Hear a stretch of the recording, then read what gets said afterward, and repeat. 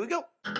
Sweat Equity Podcast and streaming show. What? Hosted by Alex Jones. What are you doing? #1 comedy business podcast in the world. Pragmatic entrepreneurial advice with real raw dog talk. Fucking thing sucks. That hurts my voice. 2020's best small medium enterprise business advisory podcast in the United States. 2021, we already won this one. Best podcast in streaming entertainment studio Eastern USA Media Innovator Awards 2021, hosted by, you guessed it, Corporate Vision Magazine.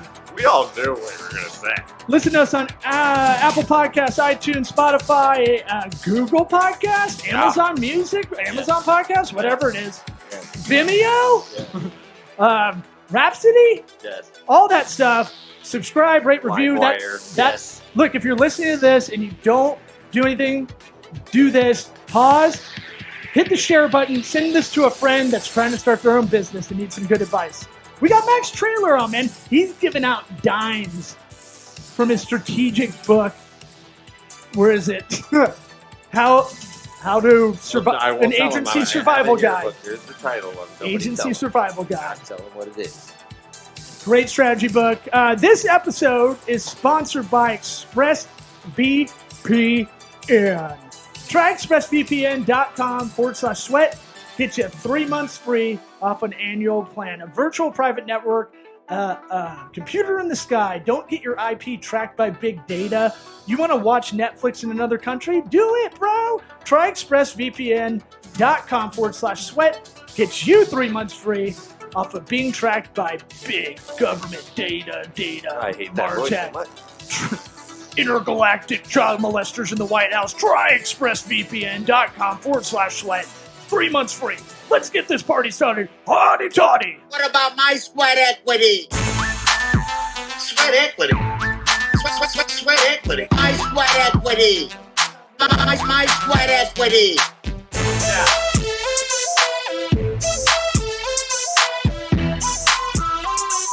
Sweat equity. What about my...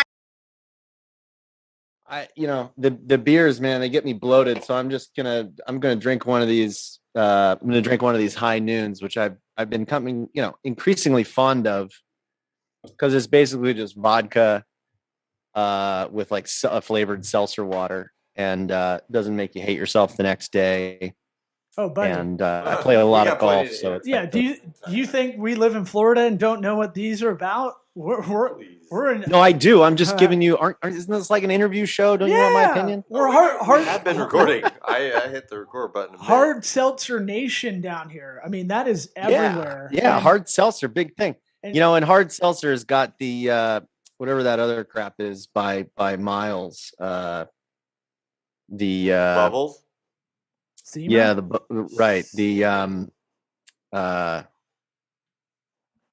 So it's not Bubbles or something. I don't even remember. I've left it so far in the past. The other crap, the stuff that started this. Zima. Beer. No, Alcohol. not Zima. Capri Sun. White Claw. Claw my eyes out. Yeah. The claw my eyes out, or the truly awful. Mm-hmm. Yeah. So can't do that stomachache accelerant stuff. I see you sitting on a porch or your back patio, just thinking of dad pun names for all these hard seltzers. Yeah. My dad, like he really instilled me with that. Yeah. So there's definitely some. The truly awful and the claw my eyes out are really the two that I've mastered. Truly is so wide open. Truly bad. Truly awful. I mean, Just truly, these should never be drank. But I put Japanese whiskey into a high noon the other day, and I called it a rising sun, and I was really proud of myself, and it was pretty darn good. Is that one of those ones where you're proud of yourself and then you have to repeat it to everybody? Do you hear what I said? Exactly. Like I have to tell people. Right. Yeah. Get it? High noon. We're gonna and I made another one, Jack Daniels and chocolate milk, called a blackjack. Delicious. A blackjack? Blackjack, yeah, chocolate milk and Jack Daniels. Is this what one does out in the country? Oh man, yeah. No, that one happened when I was studying abroad in Italy. and I was an alcoholic for like 3 months. Yeah. 3 months. Can you tell us about those what happens. days? What did you learn out of that experience? That livers should not be taken for granted. Yeah. I feel like everybody's got like, I'm friends with a lot of comics that don't drink anymore. There's like a good percentage of them now that I feel like you have kind of a finite amount of drinks, and like you can use them up a lot in the beginning of your life. Yeah, You like know? a quota. Yeah, like a quota. Drink tickets, literally. Yeah, and Drink then, tickets. Human like life drink tickets. So I've always been good about, because hangovers are so bad for me. So that's self-regulating. But like, I would always be like, all right, I partied for a while. I got to cool it off, or I'm not even going to like this anymore. You know, I feel like that with any altering kind of thing. Yeah, but it's like, it's like women and having babies. Like they could have the worst pregnancy, and then the second that baby pops out, they're like, I want another one.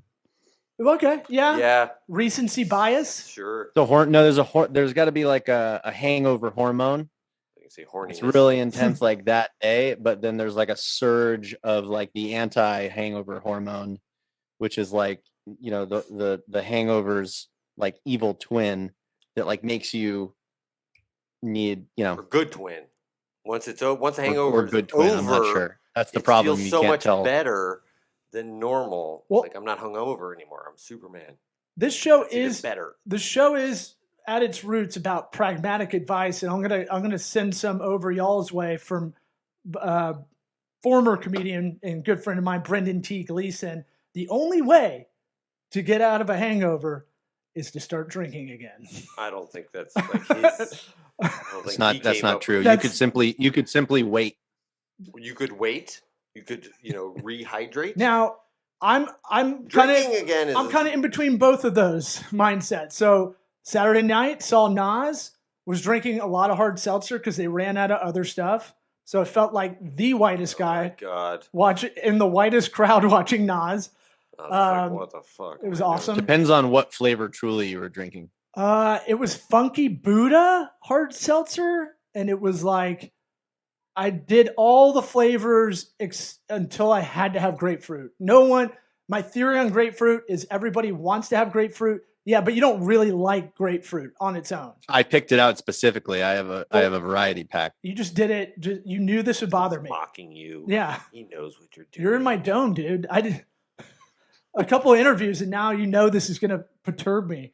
But I felt horrible all day Sunday, and I remember that advice, because if I don't drink after a all day drinking all night kind of thing, especially now I'm 37, I had to have about 9 Stellas while I'm watching the Bucks game, Phew, that's Sunday your- night football. That's how you recover. Wow. Okay. Yikes. Fell asleep like a baby. Felt great Monday morning. I don't know what that is about, but I was gonna say what happens when you have to cash it all in. So that gravy train. I might be on a sober streak, and I want to just. You might be. I'm 2 days, baby. Oh. No, but Two is a streak. One is a fluke. Now 2 is a I streak. think 3's a streak. well, what's the quote from Major League? 1 is 2 is a streak. 3 is a winning streak. It's Or a called a heart win. attack. It's called a winning streak. Yeah. What? I don't have my sound effects. I'll just do it. Now, I'll do you be change Lou the Brown. podcast to hard seltzers with Max? Please do not. Don't No. do that, dude. Appeal to No, that female market? Boss babes? No, well, I'm not prejudiced. So I got my Globe bar. I got my Globe bar on standby. I want a and- Globe bar so bad. Dope. I want it. Yeah, the bar's in the Globe, Lieutenant.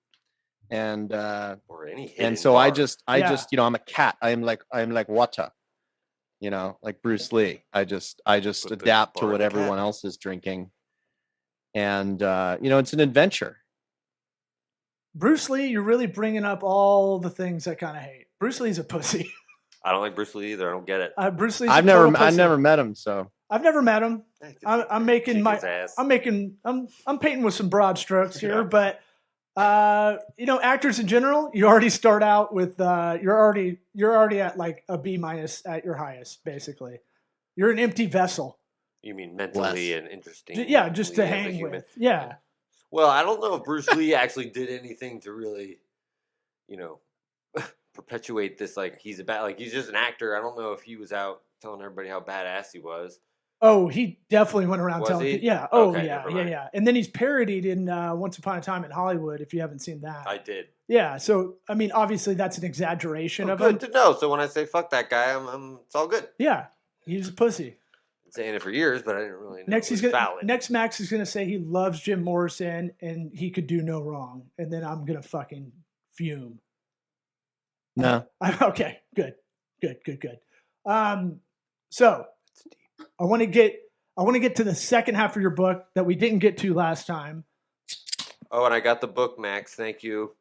You read it? I moved it from the when I got it to my desk. You've had a lot of two Trulies, and it's gone. I didn't even realize there was a second. I know. I know. It's like I really wrote half a book. I can knock this out in no time. There's a couple blank pages in there, so. I had to put blank pages at the end because Amazon would only print something that was 100 pages long. I know. And if you don't think I'm copying this as a formula of how many the blocking of stuff. Let's talk about this for a second. Okay. The amount of people that have said, Max, I love your book. And the reason I love it is because I could actually get through it. Yep. Because it's basically the equivalent of the first 2 chapters of every other business book that nobody gets through, that I've never gotten through. Right. So at the end of the day, just shut up and say something, whatever you got to say. And then people just put shit around it that doesn't matter. And it's just tell me what you got to say.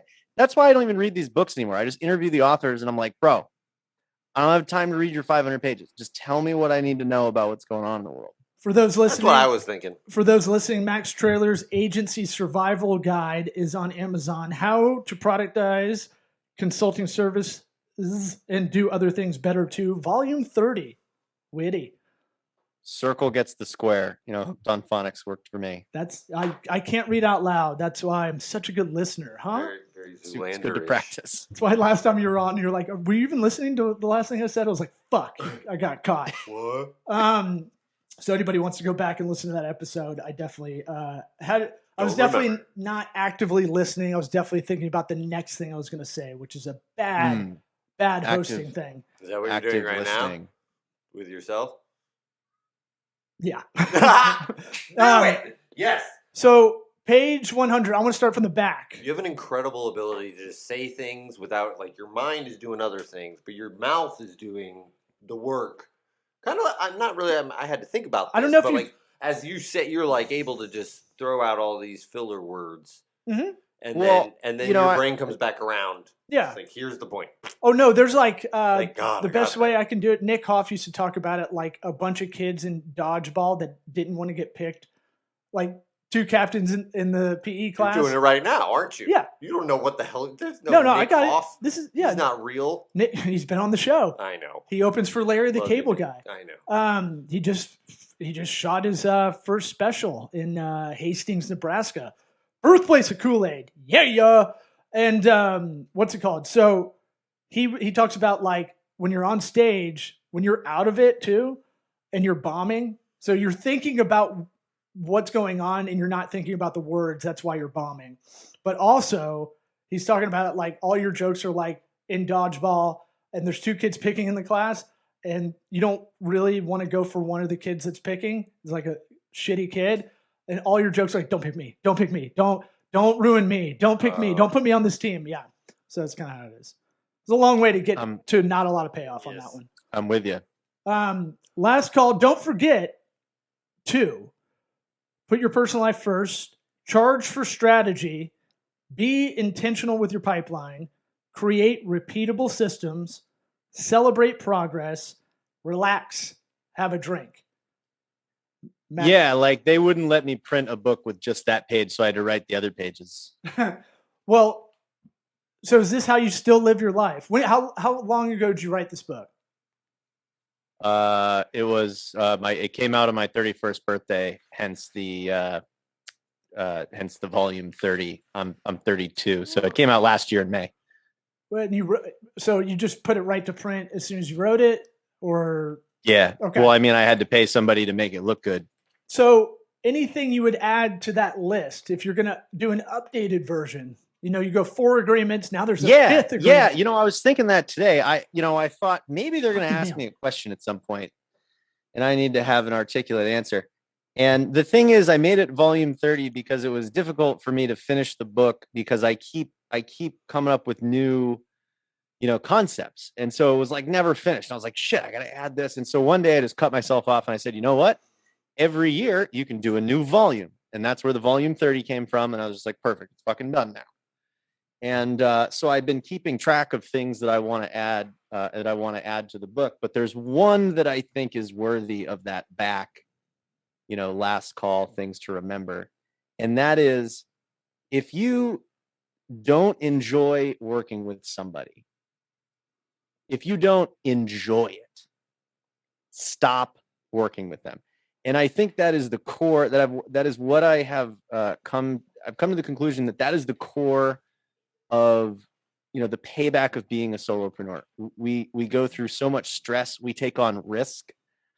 But at the end of the day, it's the only thing that will guarantee that you get to pick who you work with. And it's sad to see so many people that don't get that and continue to spend time in toxic relationships or with client relationships with people that don't respect your boundaries or your work life. Like, that is the reason we do it, is to be able to say, I'm done with this, or to be able to say no to clients. And so at the end of that book needs to be, I don't know. I don't have like a witty, really quick way of saying it, but We're just, working on it. Be careful who you work with. Okay, that's valid. Look, that works in all relationships. That No, it doesn't work in a full-time gig. It does not work in a full-time gig. You ever got sat next to a Karen? Oh no, yeah, but the logic applies. The logic is to go strive for that. Yeah, either surround yourself with people you want to avoid work with. The Karens. Right. Oh, yeah. But look, this is a really good time to talk about this because we got the Great Resignation going on. More so than ever, we're seeing a shift of the really senior talent go from corporate positions to doing their own thing. They're doing that for a number of reasons. One, they're getting laid off. Two, they're realizing that company really didn't give a shit about me, and I don't want to go back to that office. It's completely useless. That doesn't make any sense. So I'm going to go do my own thing. Plus, they were violently exposed to life doing their own thing. And guess what? It ain't that bad. The world didn't catch on fire. Maybe it kind of did. But anyway, so you got all these people going and doing their own thing, but they're bringing with them some of this legacy corporate culture of like, ooh, this person's going to pay me money, so I have to work with them. Or like, I have to, like, there's like these weird set of corporate rules that people are bringing into their personal careers.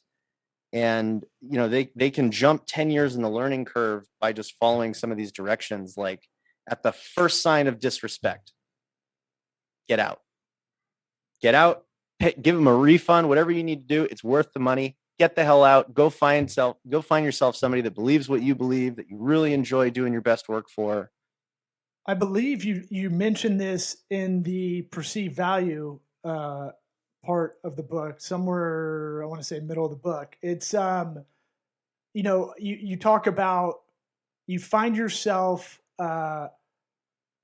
almost like I found myself doing this a lot. Like you would, here's the plan, here's the strategy, here's the actionable items, here's the project management, here's a sexy Gantt chart. Ooh, yeah. Here's everything you need to do. Here's everything you need to do. And then you get down to the wire to start implementing.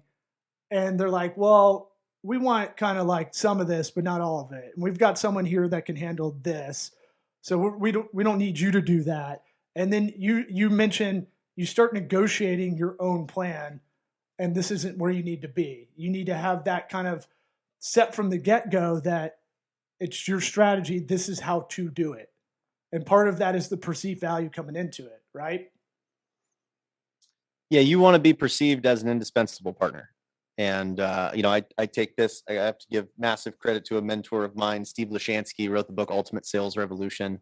But the concept of an indispensable partner is that your clients perceive you understand what's most important to them. And number two, that they believe you can facilitate what is most important to them. It has nothing to do with doing the work. You need to be perceived as a facilitator And the more you get in and do things, your identity will shift from, wow, this is somebody that can help me gain clarity in my business, understand what's most important and facilitate that. That will disappear as perceived value, and it will reappear as, wow, you're a great social media button pusher guy, or like you need something, changed on your website. Max is the guy to talk to. Guess what? They're replaceable. There's thousands of them. And you can only charge what Joe Schmo, the freelancer, is charging on Upwork. Right. And that can happen on the entry, that can happen during it, right? So we used to have people that go, hey, I need social media help. And you're like, I would think I could talk them into going like, well, they're going to need everything. They don't even have a brand. So let's start there. The fact that they said it that way is like, oh, shit. Right. You have no idea what the hell you're talking about, do you? Well, yeah. I mean, that part of that's me not setting myself up, setting up the agency at the time to target better people to have as clients. So we're taking on these kind of things coming to us instead of us pulling it in, kind of shit. Well, I think I said it pretty well on the decision makers and order takers. You're either an order taker, and you know that when somebody comes to you and says, here's what I want, and you say, great, do you want fries with that? That's an order taker. That means your clients are in control and they can shop around, and probably are, right, for what they're asking for. You want to be in a position where a client comes to you and helps you make a decision. Now, it could be the same process, just happens much earlier in the process. Hey, Max, I'm thinking about doing some social media work, but since you're the expert and everybody says that you've helped them turn their business around and improve their personal lives, I just like, what do you think? Am I headed in the right direction? If you're being invited to help them make serious decisions, like how to spend money, how much, with whom, which I think are I think those are the two biggest things when you've arrived, is when people are taking your advice on how much money to spend and with whom. That's it. And you got to be really aware of the signals that you are becoming an order taker, and you gotta get out of those relationships. It's funny you say that. I mean, I didn't even think about it until you said it, but I have found myself having meetings as of recently that were more like that, where I was just like, I'm not going into this like, oh man, this has to go great. I'm like, I just need to talk to this person about their expertise in it, and whatever comes of it, fine. Like, I didn't even realize that was the Max Traylor canon to follow as I was doing it. It just osmosis. You didn't read your book, dude. No, I didn't need to. I just learned it there's not from interviewing Max, right? No. I learned it magically. Do you want it in an Ernest Hemingway-like kind of writing style? Short sentences? Yeah. It's in the book. Well, look, there's not an original thought in that book. I just have talked to people for the last 6 years.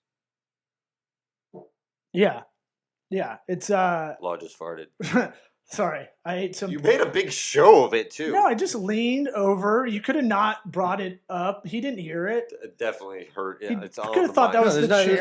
There's not an original thought in that book. I mean, I just told you that I got the whole idea. Act like he didn't hear us talking about it. Back to the book. No, we talk about that too. We're a vessel for smarter people on this show. That's why we have you on. Wisdom is the curation of knowledge. Knowledge times experience. That's what I've always. Yeah, well, there's a ton of knowledge out there, but somebody wise can help you navigate the knowledge out there. I've been spending 6 years gathering knowledge, and I organized it in a way that I wanted to. That's all that book is. I think people, are frozen in time. They're like, oh my God, I don't have enough information to write a book.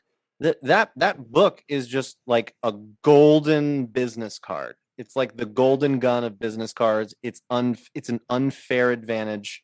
And all I had to do was capture my learning experiences, delete like most of the content, draw some funny pictures, and make sure it reflected my personality and my view on the world. And that's it. And so everyone should write a book, and it should start at volume whatever the hell, and they should just update it from time to time.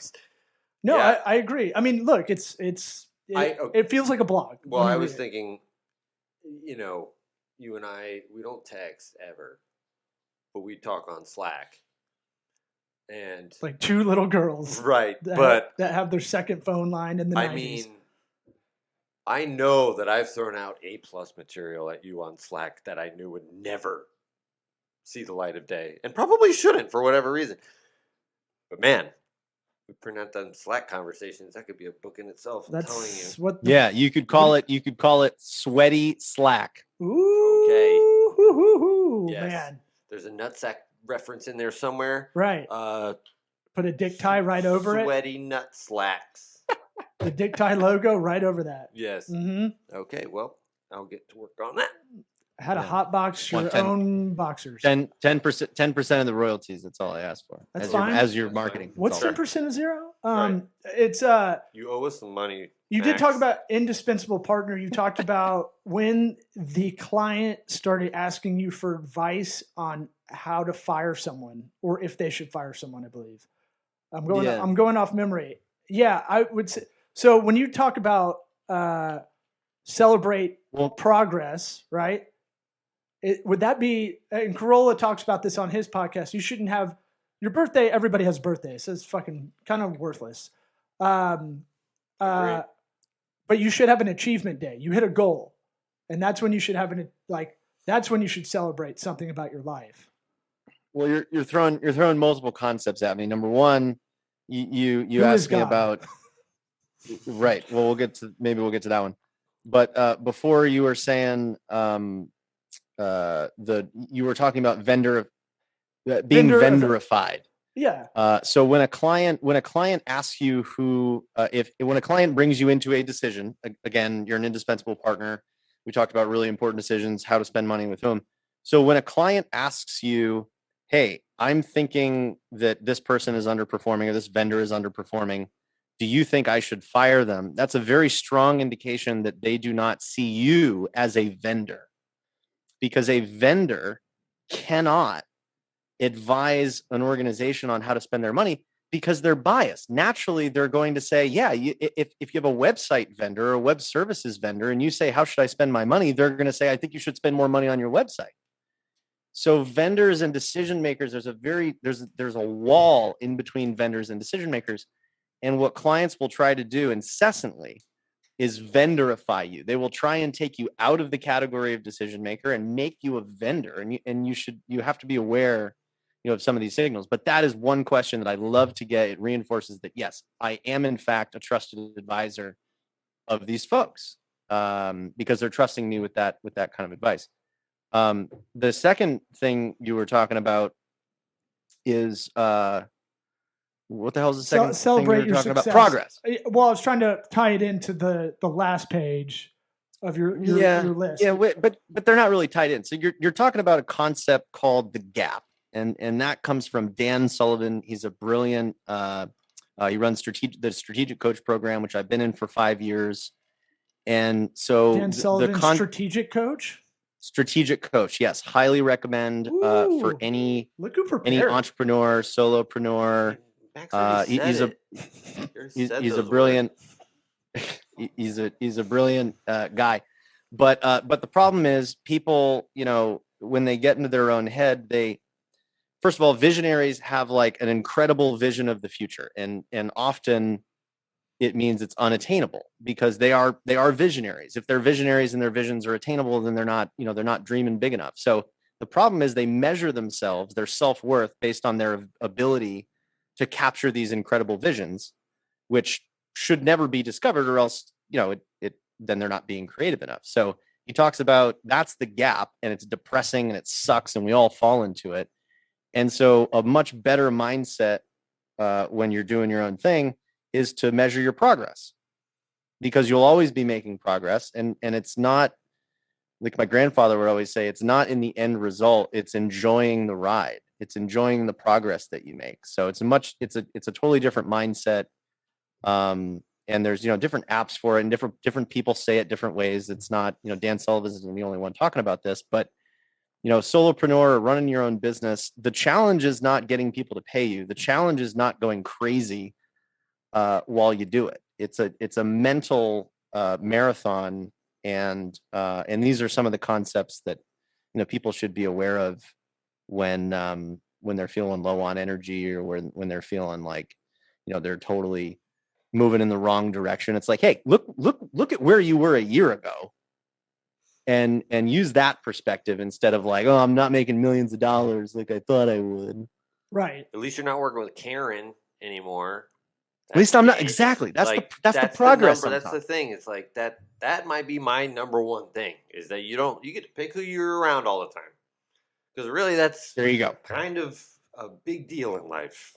Relationships. She's talking about her cool new CRV, and you're like, that's the car for people who don't like cars. About your kid's car line, like the delay, like what? Oh God, yeah, that's the best part of it. Yeah, I agree. Yeah, my first professional experience was rejecting an idea that was an awesome idea. And like, so my first rule is like, I don't want to work with people that reject my ideas for no good reason. I'm open to feedback, but if you're just like, yeah, I can't do that because I just can't do that, then I'm just like, well, you're a giant waste of fucking creative energy. Yes, I've already made up my mind before you even opened your mouth. Exactly. This was day 3 of a 3-month internship, and and then like a month in, they're like, yeah, we would love to have. This was my only corporate job, by the way. I only lasted 3 days mentally. I lasted 3 months because I signed a contract. But I started a whole business while I was there. Anyway, I realized that, corporate is just, my opinion, waste of time. Well, you know yourself. Some people like the security of it. Is it secure? Is it secure that one person can take away 100% of your income at any given time? Is that secure? Yeah, it's a Trojan horse. I agree. We talk about secure. We got fired from the same company, dude. Yeah. Talking about secure. For no reason, too, both of us.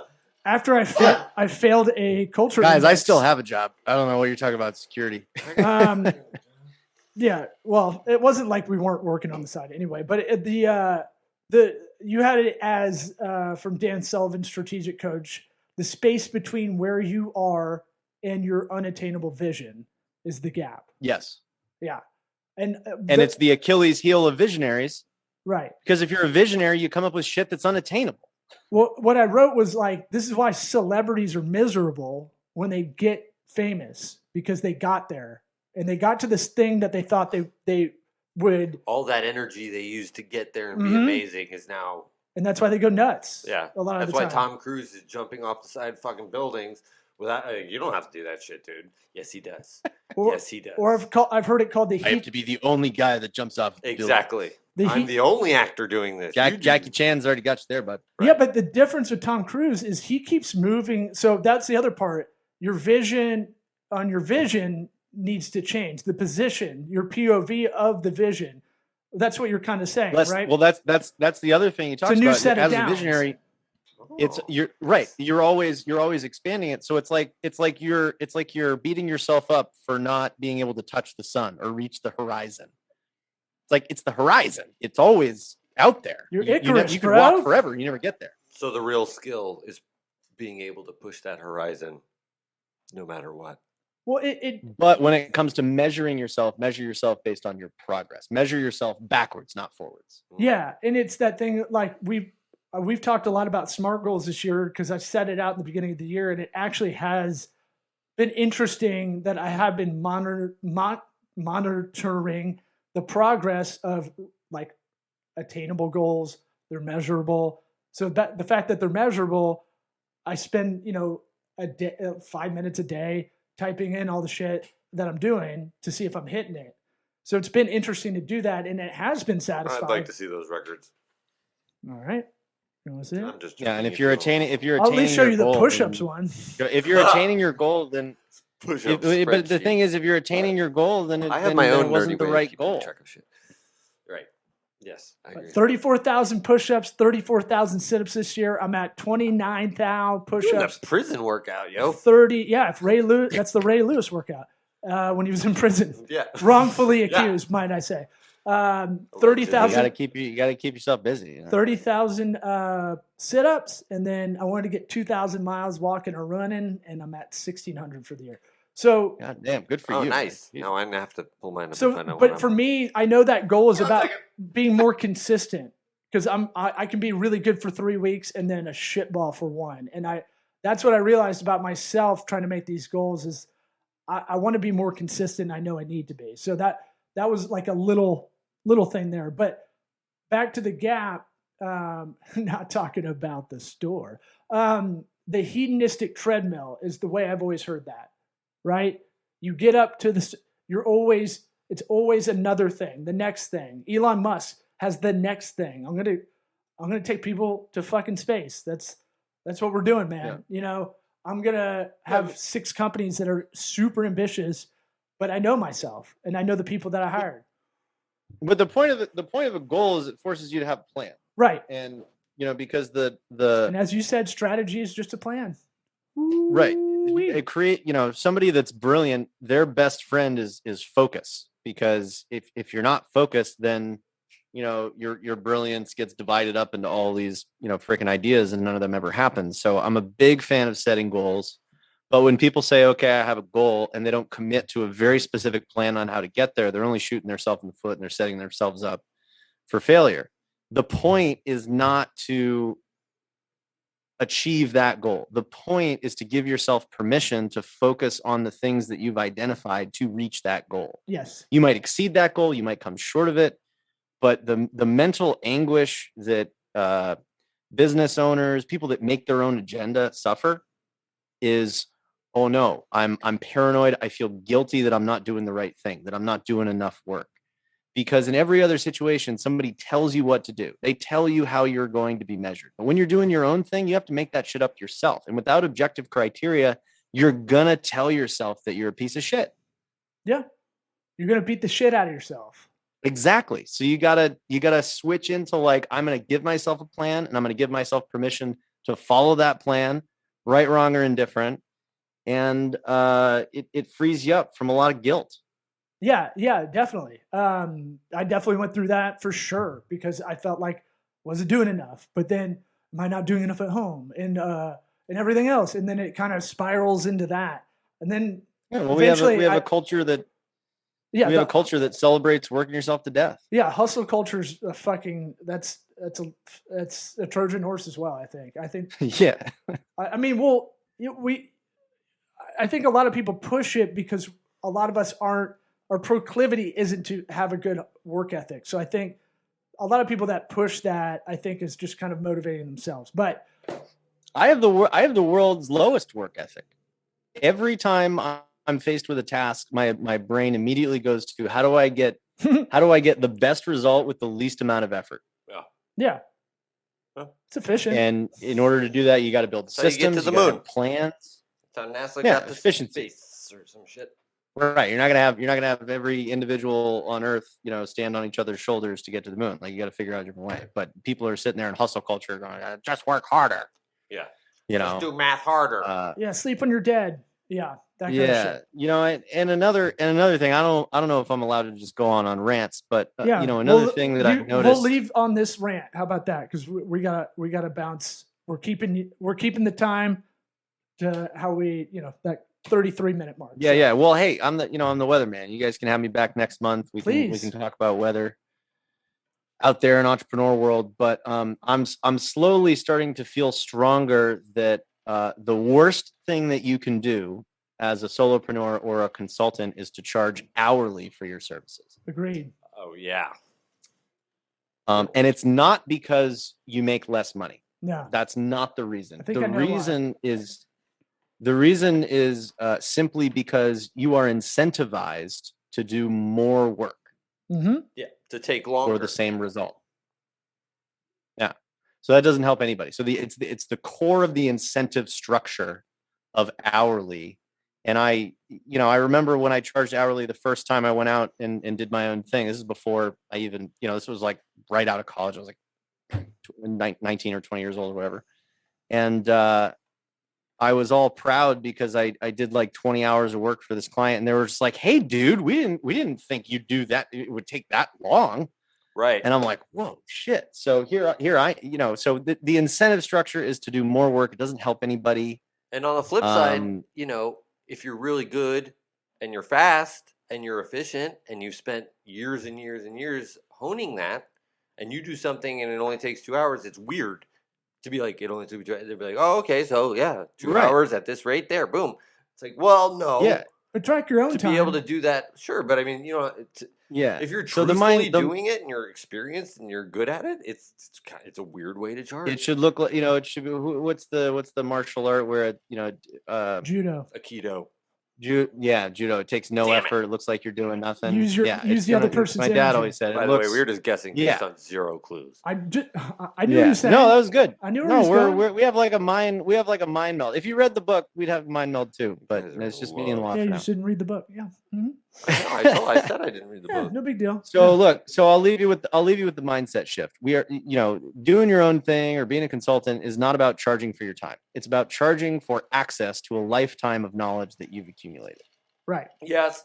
Yep. I've always said Perfect, be yeah. resourceful.